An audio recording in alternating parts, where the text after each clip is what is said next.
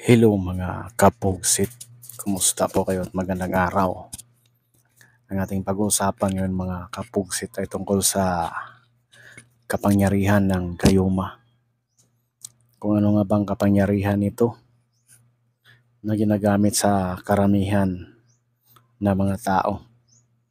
Hindi lang pong mga lalaki ang nanggagayuma. Mayroon din pong mga babae mga kapugsit.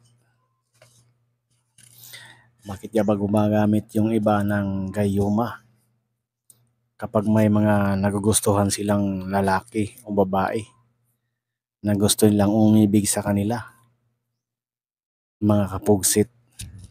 Pero ang kasamaan po dito mga kapugsit ay may kabayaran ang paggamit ng gayuma. Kasi po ang gayuma ay galing ito sa kadiliman mga kapugsit.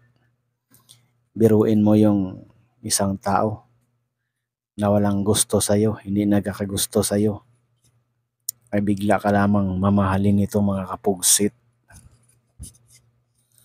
Kapag nakuha mo na yung lalaki or babae mga kapugsit, kapag nagmamahalan na kayo sa pamamagitan ng gayuma mga kapugsit, ay isa po itong kasalanan sa Diyos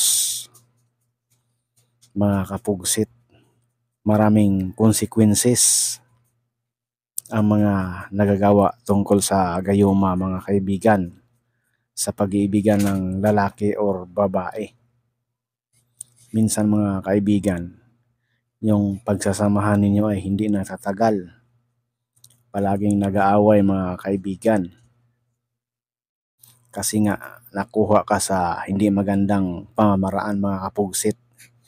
Iba po yung galing talaga sa Diyos na ibinigay sa inyo yung isang babae or lalaki. Minsan naman mga kapugsit ay doon tumatama sa inyong mga anak.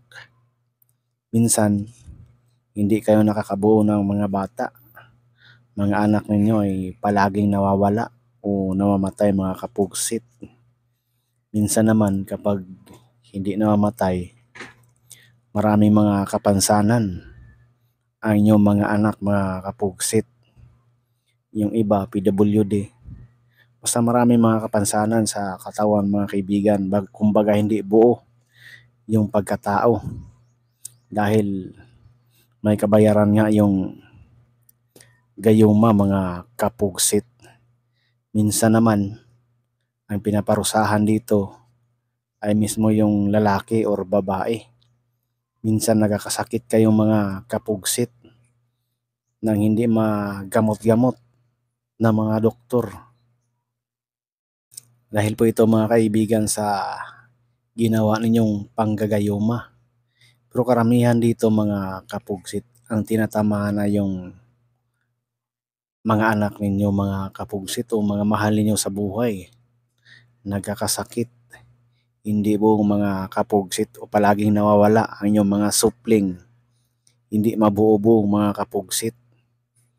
O minsan nga ay ang inyong pagsasamahan ay nauwi rin sa hiwalayan mga kaibigan.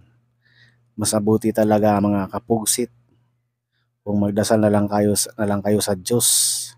Humingi kayo sa Diyos mga kapugsit na inyong makasama habang buhay sa pamamagitan ng totoong pagmamahalan, hindi yung sapilitan mga kapugsit. At yun lang po mga kapugsit ang maisishare ko sa inyo sa araw na ito. Sana po ay may natutunan kayo sa araw na ito. At God bless you po sa inyong lahat mga kapugsit.